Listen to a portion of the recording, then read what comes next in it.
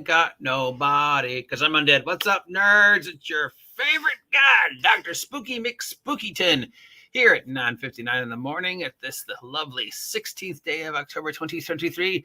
And in honor of all things spooky, let's take a look at my product, Wretched Minions Undead. This is Wretched Minions Volume 2, brought to us from the Wretchedverse from our friends over at the Red Room.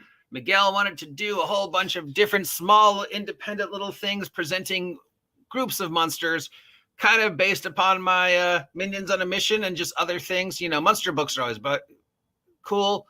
So this one, in honor of Halloween, is Undead. Now, obviously, I didn't cover every single solitary Undead because I'm trying to keep these books 20 to 40 pages and around $2 to $5. So if and when we do a beastry, then I'll cover more Undead. But this one, I didn't cover all of them. I covered a lot of them. And of course, I couldn't do this without mentioning the Center for Disease Control's awesome guide to surviving the zombie apocalypse, which even if you are 100% against the Center of Disease Control and everything it's done over the past couple of years because of COVID, you owe it to yourself to pick this things up because it's free and it's awesome. So let's take a look at the Undead that I presented. And obviously, like I said, I didn't do all the Undead in the world. I didn't do every Undead type. I kind of just focused on movie Undead, TV Undead, ones we see a lot. So first, of course, we have to break down what an Undead is and is not, what the abilities of the Undead are not, what is the difference between a zombie and a ghoul. Because the definition of zombie, which is weird, because if you look up the definition of zombie, no one's actually sure where the word first appeared. Some of the historical documentation goes back to a 1950s horror film called Zombie as the first time the word appeared in the United States. But then there's the whole voodoo zombie thing from the Haitian Cuban thing, which is, started in New Orleans and Louisiana and spread out. And that predates that movie.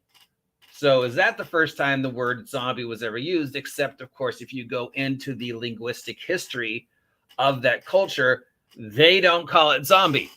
So where does the word zombie appear? And the definition of zombie is magically animated corpse, which means all those things we see in the movies and TVs that we call zombies are not zombies. They're ghouls. And then we talk about, of course, the greatest threat that Undead present, which is, the spreading of these diseases. That's what Undead is the most fear of. There's lots of them. Nothing really hurts them. And they spread these horrible diseases that can turn you into undead. So I talk about the diseases. And then we have the different undead, starting with skeletons, zombies, and crawling claws. And then we've got this wonderful picture of our zombie kids. These zombie kids, of course, appear in my Halloween adventure, which you can pick up at Giant Slayer's games. Then we go to ghouls. Ghouls, I think, make up most of the chunk of the undead that we're familiar with in movies, TV, video games. Now, I listed where I got each of these from. If you wanted an example of them, this was supposed to be like parentheses small, but for some reason Miguel made it big, and he continues this in the reptiles one too, which makes it look kind of dumb. So I've discontinued using it this way. But these were just to tell you where the idea came. So the slow ghoul, of course, is the first. The George Romero's Night of the Living Dead. Those are the first ones we're made familiar with. Then we have the fast ghouls. The ones we're more familiar with today's ghouls, the ghouls of World War Z and the ghouls of all the modern horror movies and video games, the fast ones, the mutated ones, The Walking Dead. And we've got the rage ghouls from 28 Days Later, which were not, in fact, undead. They were infected by a basically version of super rabies. So if you go through and watch 28 Days Later and 28 Weeks Later and the origins of the virus, it's not living dead virus. It's not an animating dead corpse viruses. It's a basically super adrenaline and rabies virus. Then we have the fungus ghouls from The Last of Us, of course, the phyto ghouls from Z Nation, the radioactive ghouls from Night of the Living Dead, and more ambulances, the interdimensional ghouls, which are the space ghouls that travel in between dimensions. We've got mythological ghouls. We've got the Walking Dead, the Gas, who are the Walking Dead that can sort of look like humans still and retain their memories of their past life, or at least bits and pieces of their past life. Then we move on to spirits. We got ghosts. We've got wraiths who appear in the Lord of the Rings. We've got specters. We've got poltergeists. We've got space ghosts. We've got more space ghosts, the Void Stalker. We've got something from Wretched Epoch called the Phantom of Celluloid, which is basically an undead creature that takes on the apparition of something from a movie or television show. Then we have the created undead, people, like the Mummy, basically individuals who became undead through their own will or the will of others. So we got the Mummy, and of course we have the Lich of gaming fame, and of course we can't mention the Liches without mentioning my favorite television Lich, Mumra.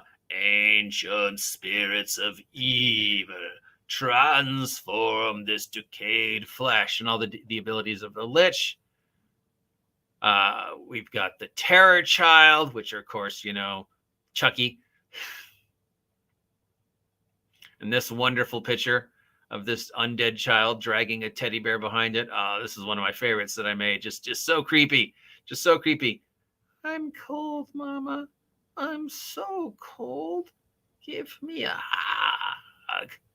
And brain in the jar. Because we got to have brain in the jar. You can't do created undead without brain in the jar. Even though brain in the jar is like, the worst of all the undead because it's a brain in a jar. What's it going to do? You got to infuse them. They're just a classic.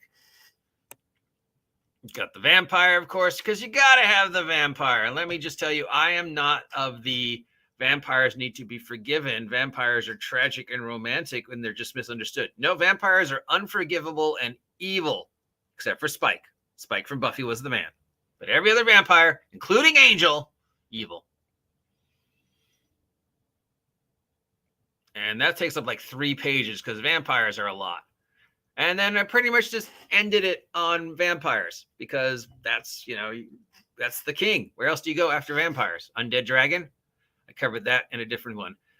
And then there's our brain in a jar. So there we go. Wretched Undead is available now for, I believe, $2.50 on Giant Slayer Games. You can use my link down below to make sure all those wonderful funds get it. You can also pick up my Wretched Halloween adventure, Hammetville Halloween, on Giant Slayer Games for $2. Going to be free on Halloween. So, yeah, you might want to wait for Halloween because I'm going to mark it down to free.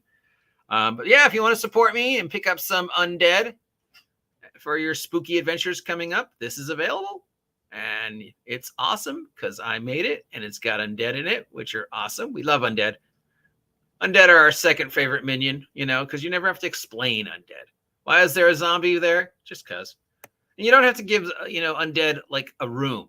You can just stick a zombie in the closet. It's fine. It doesn't care. It doesn't need to eat. It doesn't need to sleep. It doesn't need to breathe. It's going to stand in that closet forever until somebody opens the closet or you tell it what to do. The zombies will just wander around. You don't have to pay them. Once you animate the zombie, it's just, I don't have to pay that minion. I never have to worry about that minion arguing with me or talking back to me or not doing what I say. Just you animate the zombie and go. And it goes, and as it slowly starts flushing off its body parts, as it decays, they also supply, their own fertilizer. So, the undead are very eco-friendly. If you want a monster and your villains are like, worried about the environment, well, undead provide their own fertilizer. So they make sure that life continues. So as they're sloshing along and their body parts are sloshing off, that decomposes and becomes fertilizer, and brand new plants and animals grow out of that thing, such as fungus zombies and phyto zombies. But still, so yeah, they're undead are eco-friendly, right? And again, you don't have to pay them. Your undead workforce will work for free because they're undead. You just, obviously they're undead, so you're not going to get the best job, but they're free. So there you go. Wretched Undead by me. Take it out. Check it out.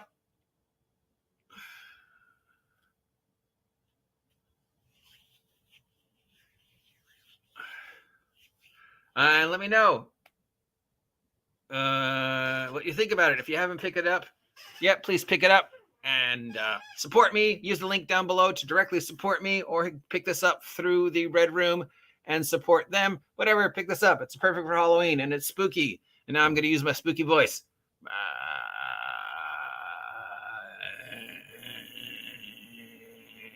I'm so cold, Mommy. I'm so cold.